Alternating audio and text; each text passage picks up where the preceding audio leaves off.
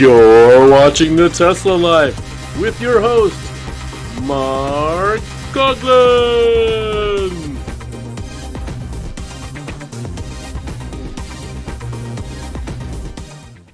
He found his keys.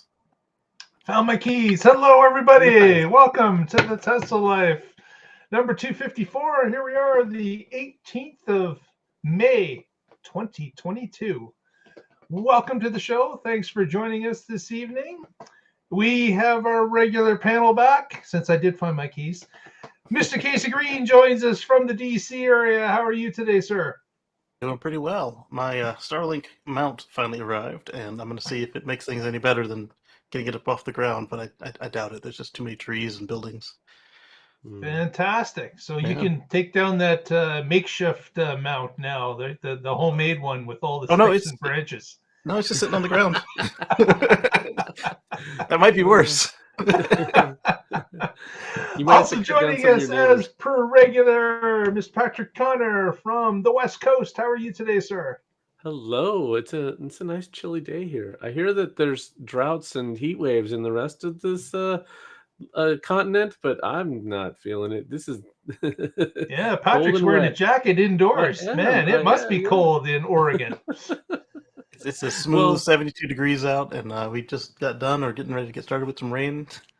Oh, good. Okay, good. Yeah, you're not roasting. And I wouldn't even categorize all of Oregon as nice and cool. Just really the upper left corner. Most of the states in a drought and having a heat wave like the rest of the country.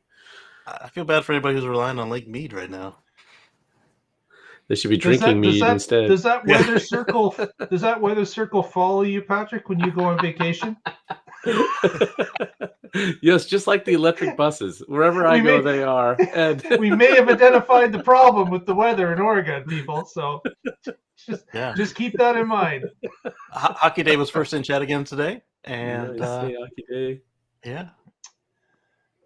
Derek Ludwig joining us from Northern California. He says it's 31C. Holy moly! Thanks, man. Looks like Derek's moved north of the border because he's now reporting in Celsius. All I know is anything over 25 is too hot.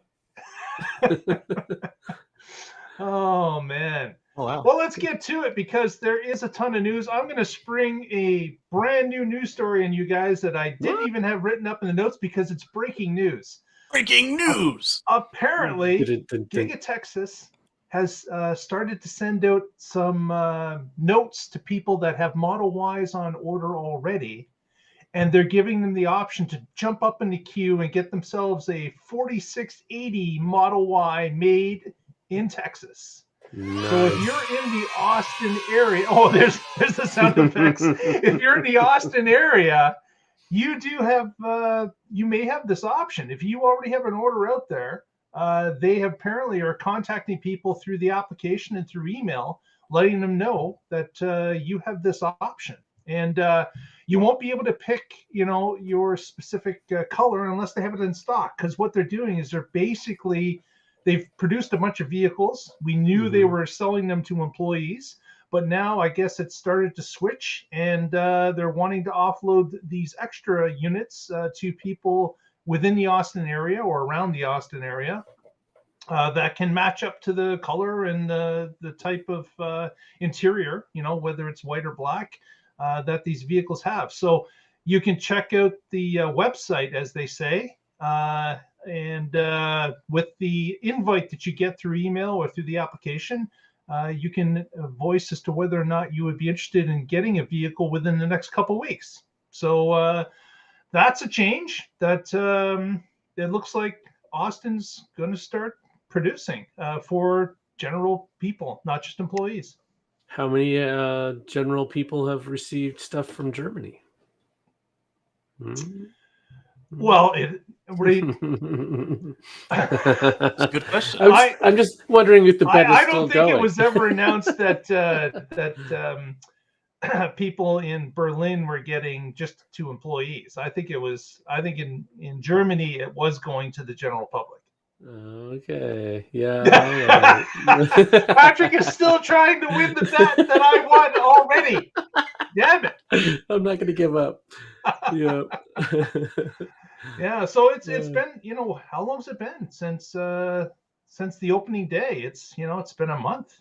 So they've been producing vehicles, and we said, like, how many could they actually produce to give to employees? They're going to run out at some point, and it looks like they've come to the end of that road. So hopefully they've been able to collect enough data from that employee pool to validate the 4680 pack and whatever else they were trying to confirm. And hopefully this will take some of the strain off of the Tesla order books, where if a number of people switch over to the vehicle, it's only, I believe, $3,000 less than the regular Model Y. So it's not a huge savings. And of course, you get a little bit less range, but you get the premium features all as the regular vehicle. So it's a wash. But for people that are wanting that car, especially with high gas prices today, this might be well worth their while to jump into this vehicle now that it's being offered.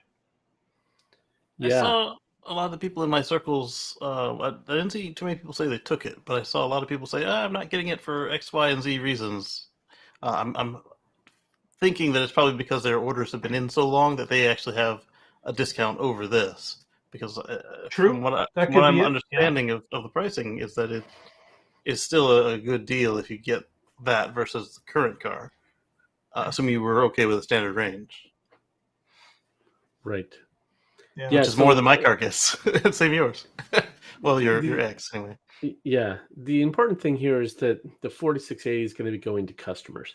That's a big milestone. That's a huge achievement. This is the battery that's going to enable the Semi and the Roadster and the Cybertruck.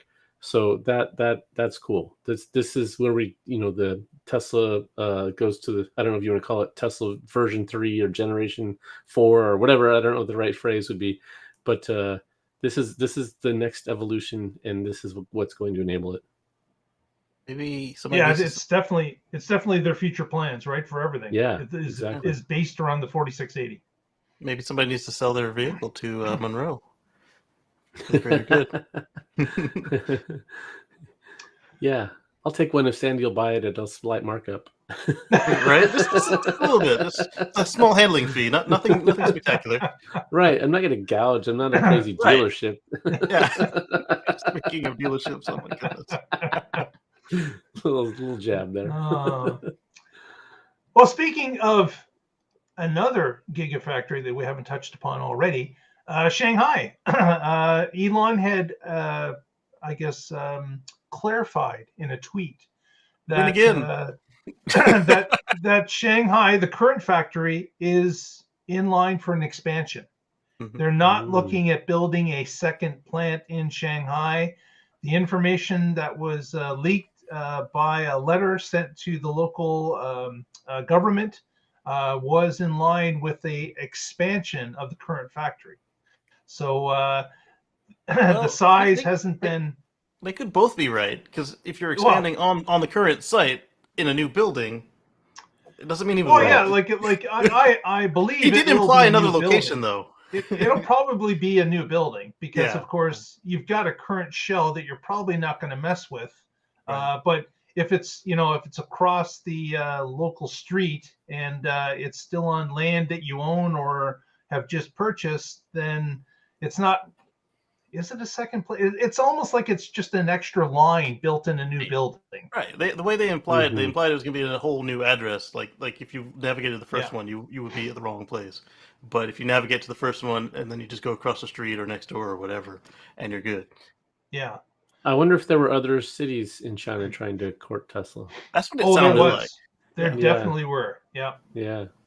I would not be surprised by that. It's kind of odd. They were talking about how many gigafactories they need on each continent, and then they got one on each of the major areas, and they said, let's just double them all up. Yeah. Somebody did the math and said you can fit 5 Gigatexases in Austin on the site that they own. Actually, there's someone that did a drawing of the actual outline of the building with the land that they own, and I think it's now over 7. Oh wow! Right, because they bought more land. Oh, that's right. Yeah. Mm-hmm. So, yep, they've got room for expansion. That is for sure. Speaking of expansion, and maybe in not a great way, Casey's got her next story about supercharger prices. What's going on there?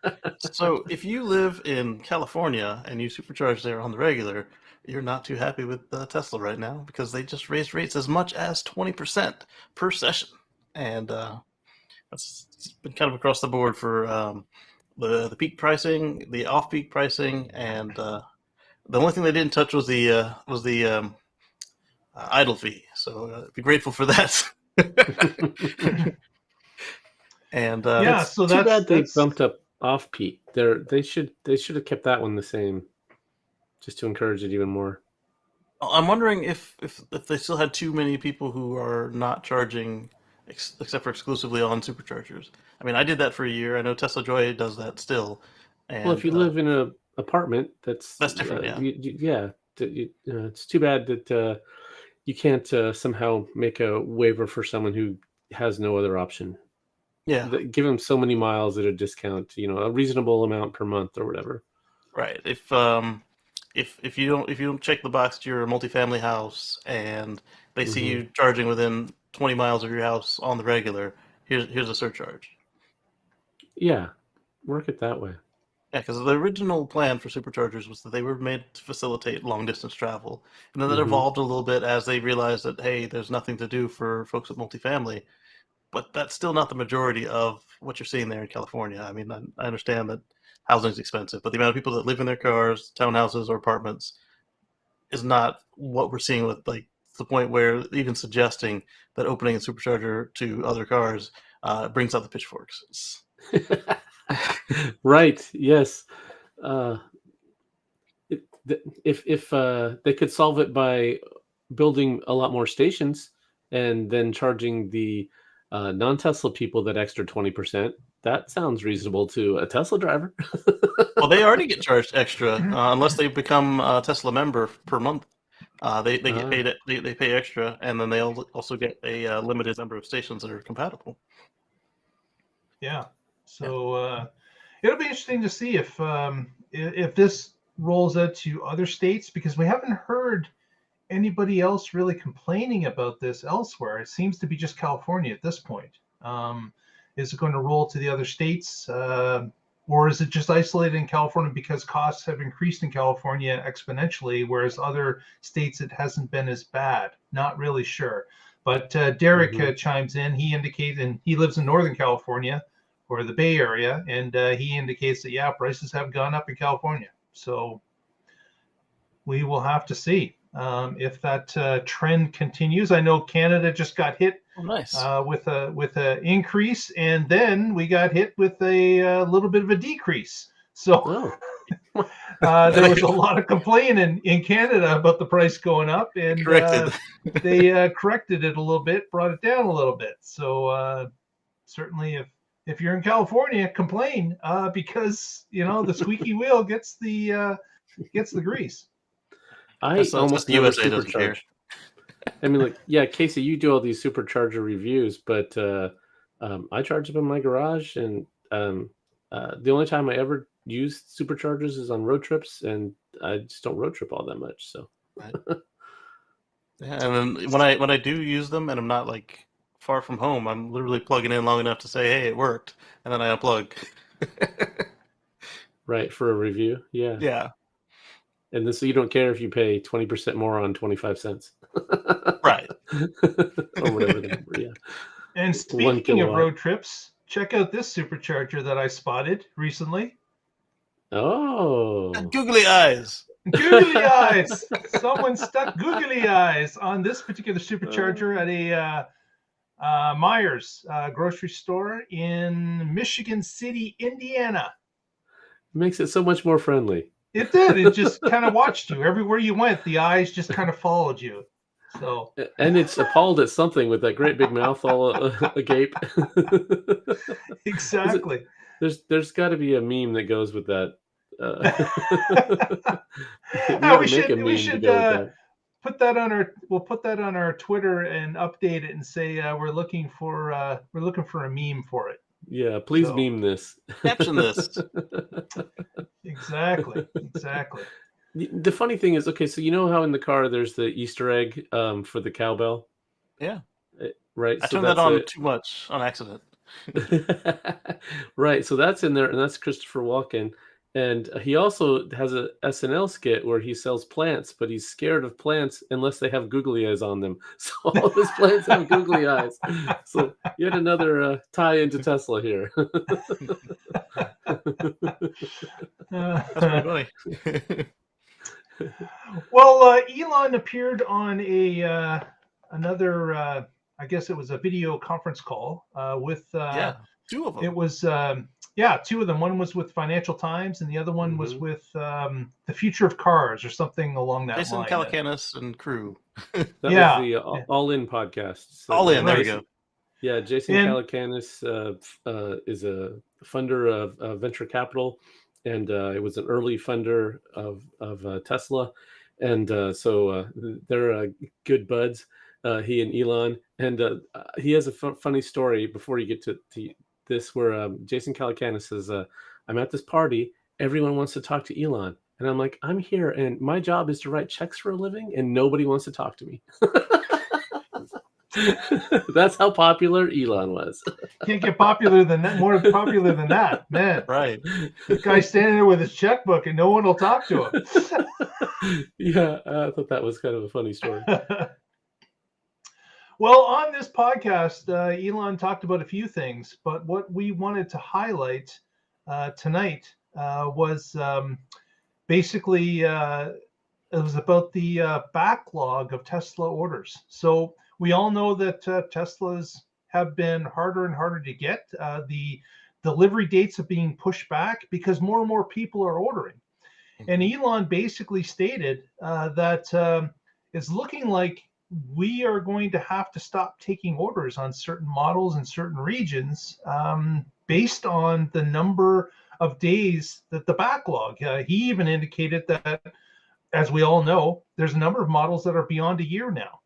Mm-hmm. So he's now looking at stopping some of the order taking until they can start to get caught up a little bit more. And immediately after that, I believe it was within the next 48 hours, the website did change, and now people can no longer order a Cybertruck that are outside of North America.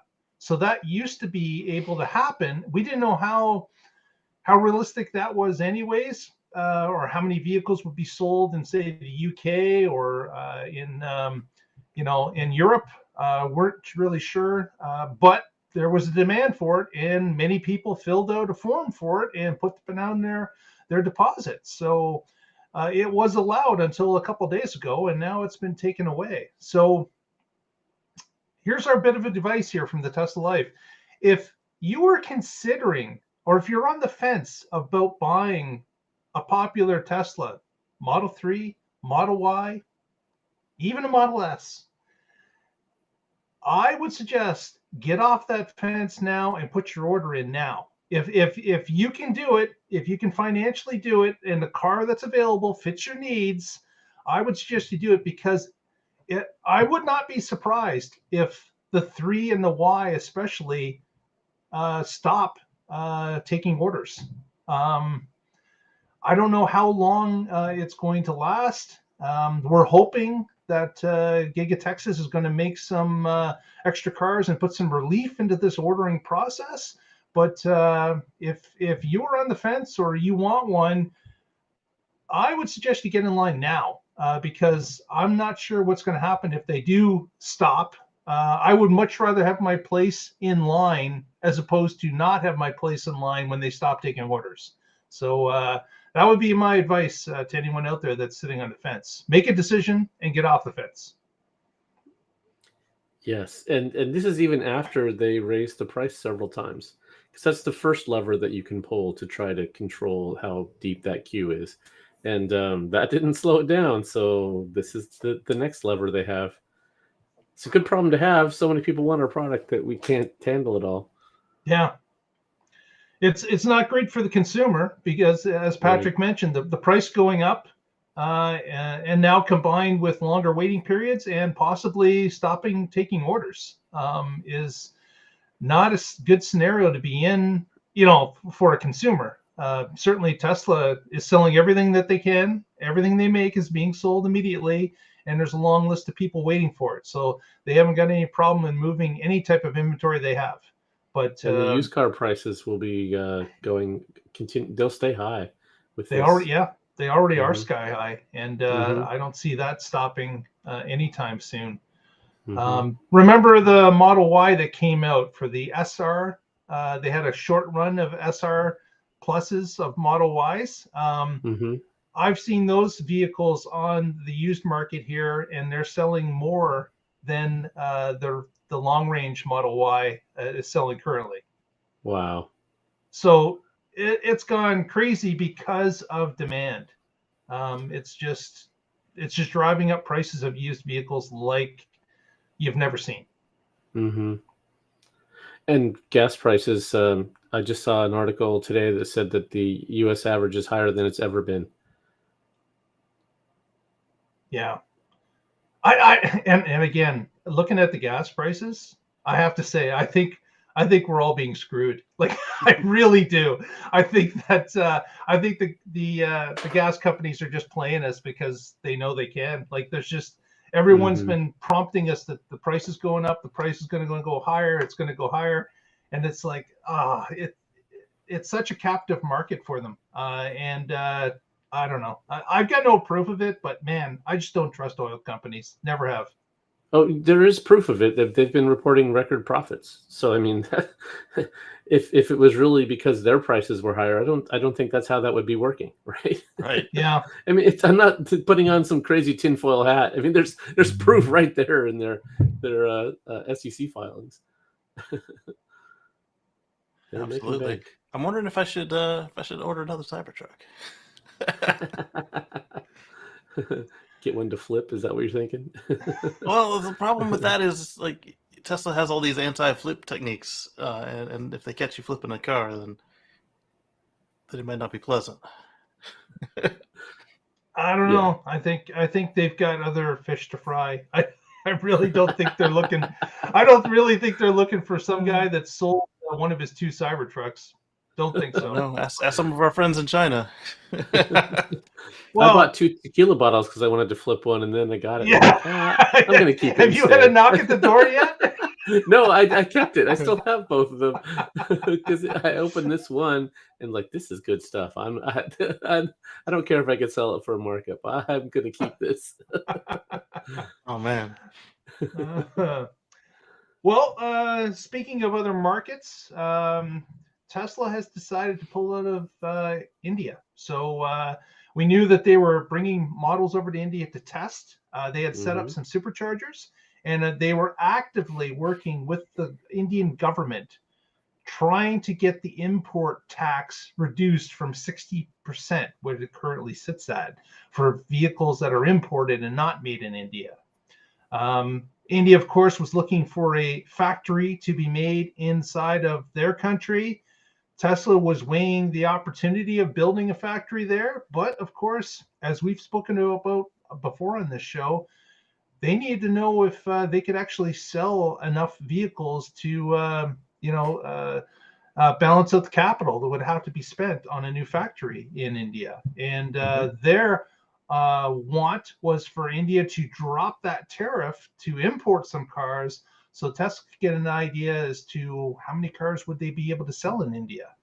So I guess the company and the country were not able to come to some sort of a agreement, which is kind of surprising, especially if you're India, because you could definitely say, you know what, we're going to drop the tariff for 18 months, or we're going to drop the tariff for 12 months, or something along that line, to give Tesla an idea as to how many vehicles would sell with their current markup on their vehicles, and they could see what kind of uptake the Indian population would provide, and with that, they could decide to build that factory based on those numbers. But at this point, Tesla has called back some of their managers from India, reassigned them to other places, and and have decided that it's just not the right time to put that kind of capital into India at this time. Yeah. The test cars have come back. It seems that India wasn't really doing any good faith negotiating here. They had some very good points, but the problem is, if they said, "Oh, you want to import the cars? Great, it's going to be 100% tax." All right, that's not a real test of the market. And when you look at who's done the China-style joint ventures, you've got Mercedes and one or two other companies. But not counting that, counting everybody who did the joint ventures and everybody who's selling their cars with 100% markup, they sold 29,000 premium and luxury cars in a country of 1 billion people. So if you can't come in and try it without building the factory first, there's not really anything that you're trying here. And I get that they're going for jobs, they want a local car, but to do it without any valid testing, it's like, all right, how big do we need this factory to be? We don't know how many are going to sell here. And if we build this factory and then nobody buys the daggum cars and we're spending more to keep it open, then we're just going to close it. But then on top of that, we've built a factory, so we lost money in the deal. So Tesla was not being unreasonable, and I get what India was trying to do, but the whole point of a negotiation is to have some compromise on both sides, so that both sides are probably not going to be happy, but at least something happens, and then they can evaluate further from there. But if neither side moves, then nothing happens. I'm sure that coming in, Tesla was making all kinds of offers, and none of them were acceptable enough, unfortunately. Yeah, Hockey Day made a good comment that Tesla might not have the right car for India. That's the other problem, is even though they have a lot of people, the lot of people that can afford these things without the markup is not very high, unfortunately. Right, and if they were looking at that, maybe the Model Next is India is the right place to build that vehicle. But you also got to look at their roads and their infrastructure as well. True. Yeah, so there's a lot of things to weigh here, but I guess it's just not the right time at this point.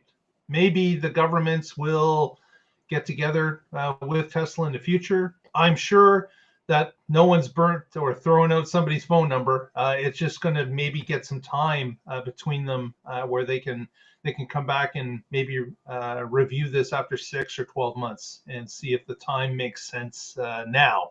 So Kenny's got a point. If it weren't so close to China, that would actually work. He says the people in India need to talk to the people in Texas. Build your plant here, but you can't sell or deliver them here. That's an interesting point. I never even thought about. How are those cars being delivered in Austin? Another good question. Because you can't sell them and take delivery from the factory in Texas, right? Are they going on the mini tour? But yet people are buying them in the local area. Yeah. So are they busing them all out to Oklahoma, getting them their cars so they could drive back to Austin area? I don't know. But either they're doing the mini point. Yeah, I would say they're either doing the mini tour or Elon's getting ready to go to court, because that is a violation of the interstate trade agreements. Actually, that's constitutional, isn't it? So, yeah, violation of interstate trade. So, never thought of that till now. That would be interesting. Prompt Kenny. It is a very Musk move to just say, I don't like this rule. I'm not going to follow it. If you don't like it, sue me and see what happens. Will the court be on his side is the question. But so Mark, they have been doing that dance where they take them to another state, register them, and then they bring them back. And then at the service center, you're just picking it up, but you've actually already bought it technically. So you're not in Oklahoma or wherever. Yeah, right.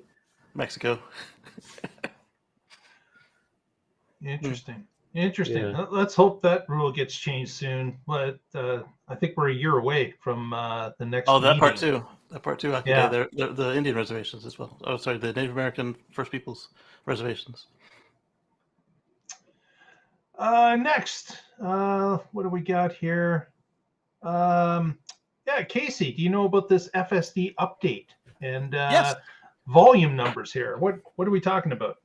So the FSD update that's coming out will remove the 80 mile per hour speed limit cap on FSD vehicles and any vision equipped vehicles. It started rolling out to non-FSD beta cars today or yesterday and has been pulled. So we'll see what happens next on that. And as far as you're talking about the comments that Musk made at the event. Yeah. So he suggests that by the end of the year, FSD will be installed on 1 million cars, which has some people freaking out because they don't understand whether or not there are 1 million cars to be running FSD beta. I think there's going to be about 2 million cars that'll have the hardware, but these people are looking at what they think the software has sold.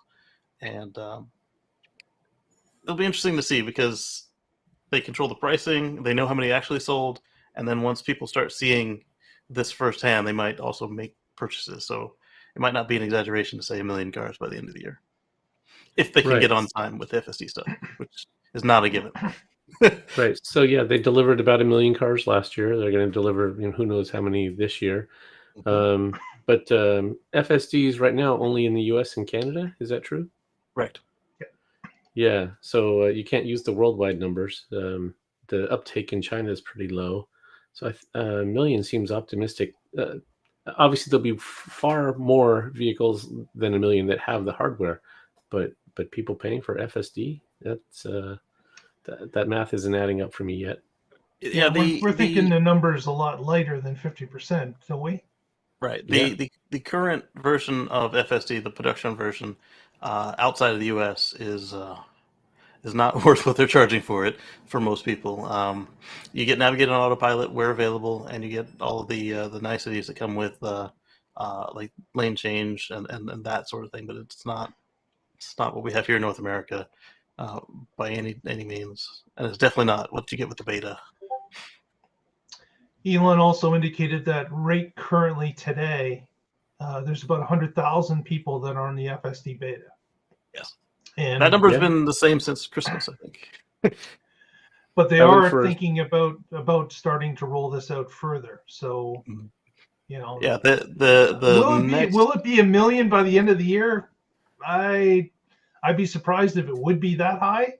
Right. But certainly there's room to double and triple the amount if there's the want from FSD beta testers, and of course if they lower that score a little bit on the application. With the version that's about to roll out, which was supposed to have rolled out this weekend and last Wednesday, it was Elon said that for the bump version of that. So if it's 10.12, then 10.12.2 could go to scores as low as 95. But 10.12 itself is a little MIA right now. I took a drive this morning with it. It was 0 interventions. It was only a 25-mile drive or so. I did have to step on the accelerator a couple times. It was going really slow around a corner. Yeah. I had a red light, so it was making a right on red, and there were no pedestrians, so it was fine to do it. It just was like, okay, go. Creeping for visibility. All right, now there's a car. You creep so long. Yeah. So mine's gotten better too. Like I don't have to turn it off, but I do have to give it a little bit of lightning pedal, and I do have to signal sometimes to tell it, hey, don't do these things, or hey, do it faster. But taking it off because I felt it's in the wrong lane or it's going to do something just wrong, the amount of times I have to actually physically turn it off has gone way down. Yes. Same here. There's one weird one. Okay, there's this intersection by my house. It's in a neighborhood, and there's a crosswalk, and then there's like this curb past it in the middle of the road. Kind of a strange intersection. And so when you're turning left, you have to go like around it. So you have to go straight and then left from where the stop sign is. Well, it kept running over that curb. Oh. And but it's a small curb, so and it's going slow, so it's not that bad. Like the first time, I just want to see what happens. I let it do it. Second time, it's going for it again. I grab the wheel, and I take it out, and I have it go around. And then I just let it do this again. It started going towards it, and then it's as if I grabbed the wheel and dodged it, and then went around. And I'm like, okay, I trained it not to hit the thing, which is good, but it shouldn't do it like this. It should do it smooth and around. Right. Which was I thought it was kind of funny that it's learned something. Yes, we were leaving the store the other day, and it picked the wrong lane. It needed to go straight, and it got in the left turn lane. And then some guy passed us because we were obviously turning as far as the guy was concerned. He passed us, the light turned green, it got back in the correct lane, and then went straight on. That's that's the way I would have done it to correct it, but the fact that it did it before I did was just awesome. Yep, it's definitely coming along. Oh yes, it is moving. So we'll have to see if that gets released this week, or if it will be the weekend, or 2 a weeks. little bit later. But 2 weeks. A number of people are certainly expecting it to have happened. So hopefully soon. Patrick got a story about water. What's that about? Water everywhere, not a drop to drink. That's exactly right, because the Tesla is using non-potable water, which is water that you should not drink. And so normal city water is used for a lot of things, like, for example, watering your grass. You don't have to use drinkable water to water your grass, and yet we do. And so a lot of what Tesla has been doing is doing things like capturing rainwater and using that in their factories in places where they don't need drinkable water, and evaporative cooling towers, and for cooling, and other things like this. So Tesla now has among the lowest water use per vehicle. And there was this one paragraph in here I want to read to you. This is coming to us from Tasmania. And okay, it says, while the so-called environmental organizations in Germany continue to fight Tesla, falsely claiming that Giga Berlin threatens the water supply of the entire region, the American manufacturer demonstrates through action that it has achieved high success in saving water. So yeah, that was just a nice little story. This is details from their 2021 impact report, which we discussed on the show last week. It's only 144 pages. Why haven't you all read all of it by now? Right. So they point out that the Tesla uses 2.2 cubic meters of water per vehicle, while the industry average is as low as 3 cubic meters per vehicle, right, if not higher. Yeah. So yeah, 30% better than the industry average. And of course, that's ideal for Tesla, because their newest factory is in a low water region. Yes.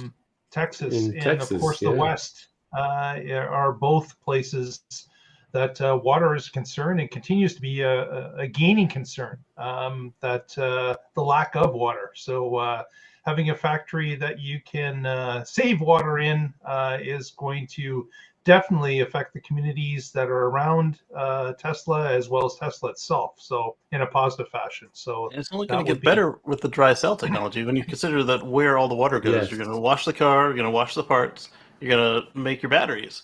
If your batteries no longer use water, that's one less thing that you need to. So that 2.2 is going down. Yeah, yes, that'll be good. And of course, that was part of the savings of the 4680, wasn't it? On battery day. Well, one of the battery day, yeah. Well, yeah. So that with the dry electrodes, that's usually a solvent, not water. But the solvents are even worse. They're environmentally very. You'd have to capture it. You'd have to make sure that isn't being released outside. It was. So even that has a much bigger environmental footprint than just water. But also the waterless mining that Musk was talking about as well, of the lithium. Yeah, lithium mining with just basically scooping up the dirt, removing the lithium, and dropping the dirt back in the hole. So I thought his method of extracting the lithium salts was with water, but still, yeah. But that's and certainly the people. Well, I don't know if it'll affect the people at the environmental groups at Giga Berlin, because of course they seem to make up some stuff here and there. So oh my goodness, the cardboard forest. I'm not sure if they will care. But oh my goodness, they spilled 2 liters of paint in their own parking lot. Shut it down. Nowhere near a drain. This is after they had a professional cleanup crew come through and clean up the hundreds of liters that accidentally spilled. Yeah, there's a reason some people think this is not a real green group. This is an AstroTurf group with an agenda. Yep. Speaking of some problems, possibly, we've got a story here that goes along with the picture. Indeed. And this, of course, is a supercharger with a cut-off plug. Yes. There's been a couple of vandalism cases that have happened in Cincinnati, which is kind of concerning because, of course, Cincinnati has now been hit twice in a month. And then there's also another supercharger vandalism story of cut superchargers. And that one was to have happened in Los Angeles. So a much larger city center. But maybe a reason for cameras at certain sites. The googly eyes will be watching you. Yeah, right. like they could have stuck the googly eyes on it and solved all the problems. But Kenny, wireless charging ? Yeah, it's it's something that Tesla's going to have to keep an eye on. But yeah, at least I wonder if they get notified if someone was to cut a cord. I wonder if their system can know there's less resistance on the line or something along that line if a cable was cut. I wonder if they know that, or if they need someone to report it before they know about it. On the V2s, you'd notice that the temperature sensors would be missing. And on the V3s, you'd also notice, in addition to the temperature sensors, you'd notice that the coolant has gone to zero. Right. Yeah, they're liquid-cooled cables. Yeah, whoever's cutting that's going to get wet. Right. Only on level 3s, right? So the level 2s, there would be no leakage on those. Right, but you'll notice on a hot day you charge slower as the handle heats up. So if the handle's missing, then those sensors are also missing. Well, of course, it would also start to show that handle 2 is never used. That do that too, Supercharger. Yeah, they should definitely be able never to detect used. that. Yeah, right. So of these two incidents, the one that you showed us the picture of, it was cut with a significant amount of cable left, and so it was suggested that those ones were malicious in nature. And the one that looked like you were trying to show us, the non-urban supercharger, the regular ones, every cable at that installation, except for the ones that were covered by cameras, were cut a lot higher, right up to the edge of the connection. So the suggestion was those might have been copper thieves. Yeah. And I also, when I was traveling last week, I charged in a suburb of Chicago, and noticed that they had a camera system mounted in a prominent area that they could see all the superchargers. So if a supercharger gets hit over and over, I'm sure that Tesla's going to start installing some cameras if that is the case. Well, I'm wondering at this point, cameras are pretty inexpensive these days, and those cables, whether they're the V2s or V3s, they're both pretty expensive. I mean, the handle alone might cost the same as a camera. And I think for people's safety and such, I think that cameras are probably a good addition to every supercharger going forward, and certainly retrofitting some others. But it's an expense like everything else. If the vast majority of superchargers never get vandalized, then does it make sense? I don't know. We know how much Tesla loves to reuse parts, and like if you notice the light that's on the supercharger that's lighting up the hole for so you can grab the handle, it's actually the door and trunk light. So why not put the cameras coming off of these AP 2.0 cars and put the camera in there as your surveillance camera? Oh yeah, that's an interesting idea, right? And you could have Sentry mode running. Yes, you could even have hook it up to your Starlink. Yeah, right. Yeah, they definitely should look at that. And so we've talked about this on the show before. One of the reasons that Tesla is the only EV that I'll recommend for someone who wants to drive a lot is because of the supercharger network. The others, their uptimes are so bad, and they'll only have 1 or 2 stalls, and one's blocked and one's broke. So Tesla has a reliable network, and that was in their report as well. I think it had something like 97+% uptime. And this kind of vandalism is going to hurt those scores, and that's going to hurt that. I mean, this is one of the reasons that Tesla has a big moat, is that you can have a Tesla as your only vehicle, and you can drive all the places you need to go with it, because they have this incredible supercharger network. So people vandalizing it hurts their brand. And they didn't need much hurt to begin with. Electrify America did their shareholder call recently, and then our friend of the show, John Volker, came through, and another reporter helped him find how many sessions ended in customer support call, and it was in the high 40% of sessions that needed. So they had a new record of over 2 million sessions or something like that. It was 1 million or 2 million sessions, and 42 to 48% of them were customer support calls to actually get the sessions completed. You don't want a coin flip every time. I don't want to have to make a phone call to charge my car. I just want to plug it in, swipe a card, or not swipe anything. Just do the Tesla style. Because I look at other EVs, and you have to push your brake and push the start button. On Tesla, you just push the brake and enter your PIN if you got one. So Patrick's got our next story, and Elon made another announcement. That's right. What's the new announcement? Yeah, well, Hockey Day. Well, it's Breakneck Trent will be happy to hear that we're covering this. This is from Teslarati. TeslaBot prototype sneak peek scheduled for AI Day 2. So coming this August. So Tesla has they've had their AI Day in the past, where their software engineers got up there and talked about all the cool things they're doing. They've had their Dojo Day, where they've had their hardware folks up there talking about all the cool things they're doing. And so now in AI Day 2.0, Tesla does most of these as recruiting events. And this one, I'm going to assume, is going to be very similar. Here's the cool future that we're trying to build. If you want to be involved, come join our team. And so they'll be talking about FSD and Autopilot and Project Dojo. And hopefully, Dave Lee asked Mr. Musk on Twitter, will we get a sneak preview of TeslaBot? To which Musk simply replied, yes. So I don't know what we're going to get to see. Hopefully it's not just a mannequin like last time. Yes, right. Or not somebody dancing in a suit.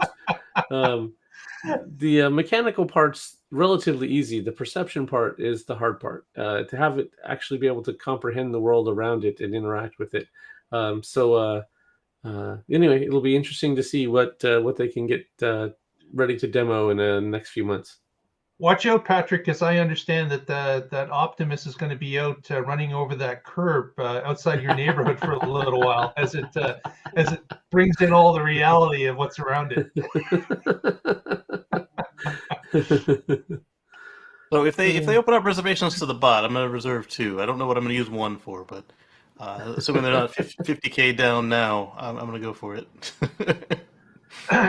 I have a feeling that based on what they've just experienced, that that there's going to be some limitations on reservations that are put on something that they don't know when it's going to come to market. Like I really think that they probably have learned their lesson based on the past year. They know that we can't just, based on the Roadster, based on the Semi. There's a lot of people that put down some money on those vehicles and paid in money that was worth a lot more at the time of order. And now costs have spiraled up. So, kind of like the Rivian story, where they had got a whole bunch of orders and costs went up and they haven't delivered anything yet. So I think Tesla's going to be certainly changed the way that they take in reservations going forward. Definitely. Like Boston Dynamics, they did with their Spot.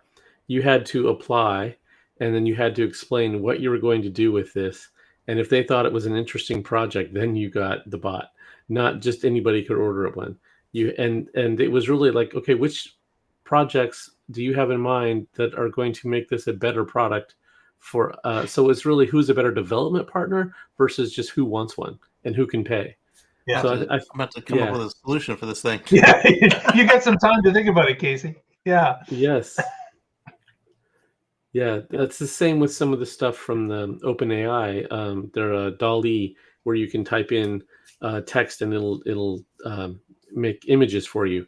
right now that's on the same kind of beta program where you have to be a development partner to get access to it. They're not just letting anybody run it. Right. Next, it's another Supercharger story. So Casey, of course, gets this one, and this is about something that is expanding. Yeah. So we talked about how you can charge non-Teslas in Europe.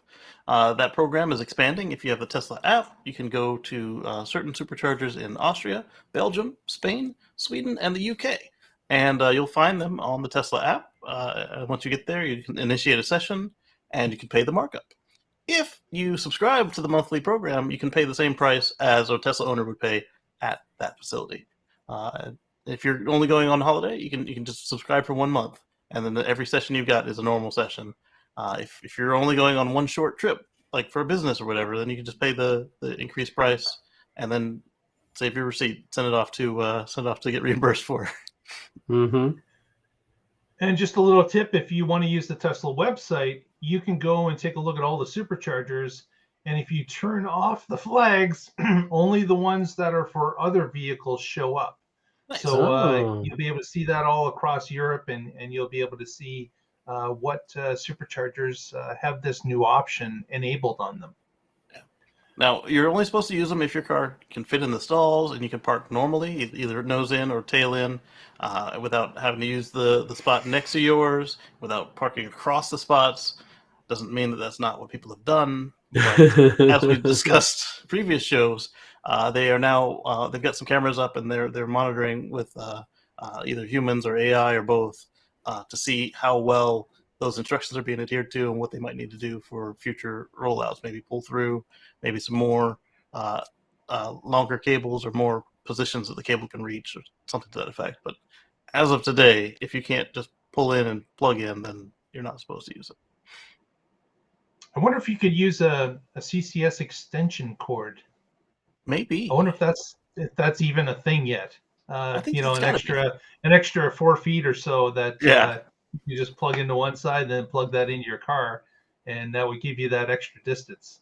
That's a lot of current and volts. So it is. If they do the locking mechanism, and they have their own temperature sensors, they might be able to do it. Or you can jerry rig one. Yeah. Where's the lawyer? Lawyer says, do not take advice from Casey. We do not recommend jerry. I didn't mean it was a good idea, but physically, you probably could physically do it. You can MacGyver with some used gum and duct tape. No problem. Yeah.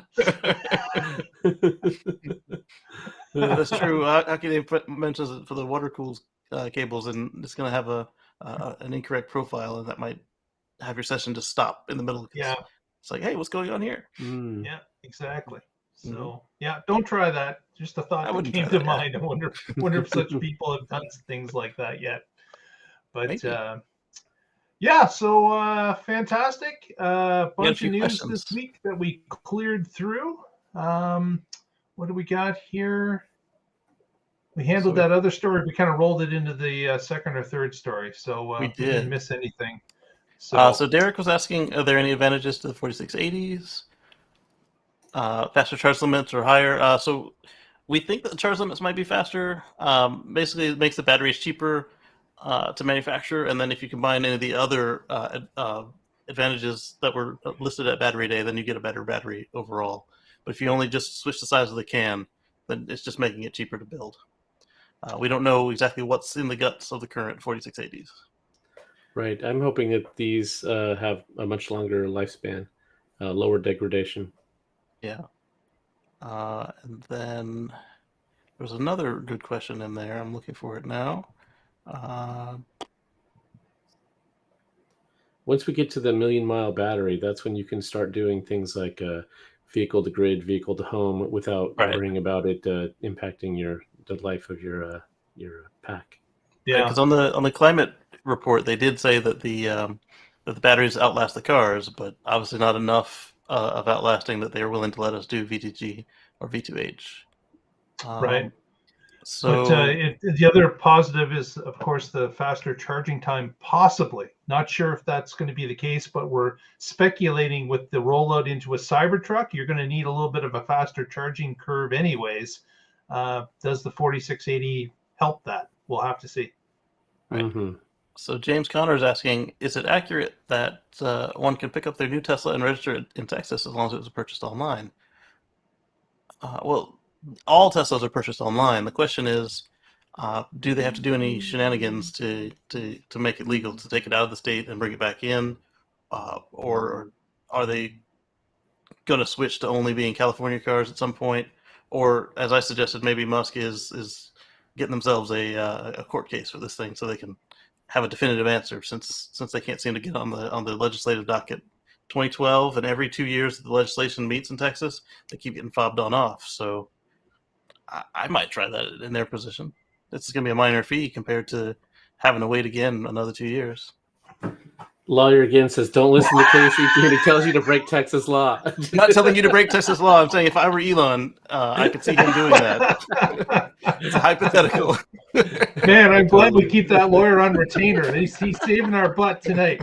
Yes. Breakneck Trent says, I'm totally going to teach my bot how to do my job, metal fab, and retire. I like that. Yes, that is a great idea. If you get a bot to do your job where you get the paycheck, instead of it replacing you, it earns for you. That's awesome. Yep. And the semi-truck will be charging 4 packs at the same time. I believe so, yeah, because it's the mega pack. And the mega pack is 4 V3 chargers in one. So, or actually the whole of a V3 cabinet into one vehicle.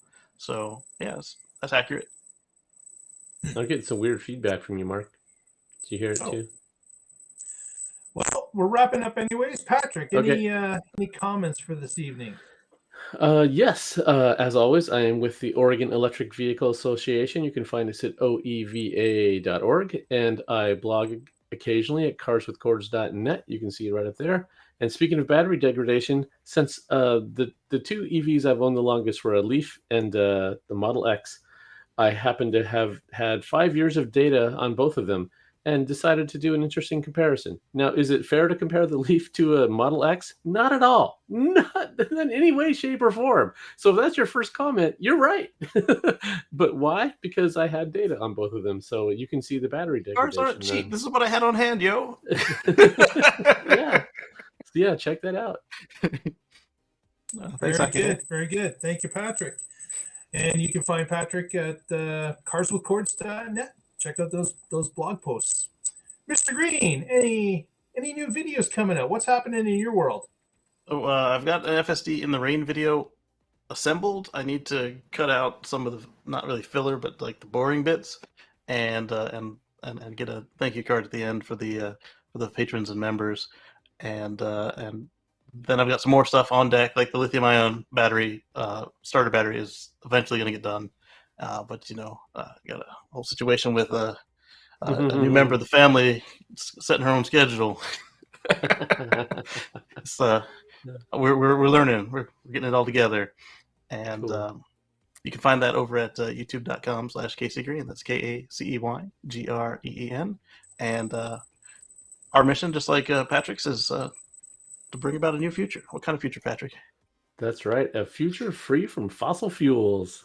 I thought you were going there earlier when you were talking about the other one. Very good, very good. Well, with that, we thank you for watching this week. Please press that thumbs up. Give us a subscribe if you haven't already. Help support the channel. It doesn't cost you a dime and helps us out immensely. So we would really appreciate that. We want to thank Lee Moon for the music we used. We want to thank Casey for his expertise in keeping these live shows going. And we want to thank Patrick for keeping our Facebook page up and running. Thanks very much, everyone. Have yourselves a great week.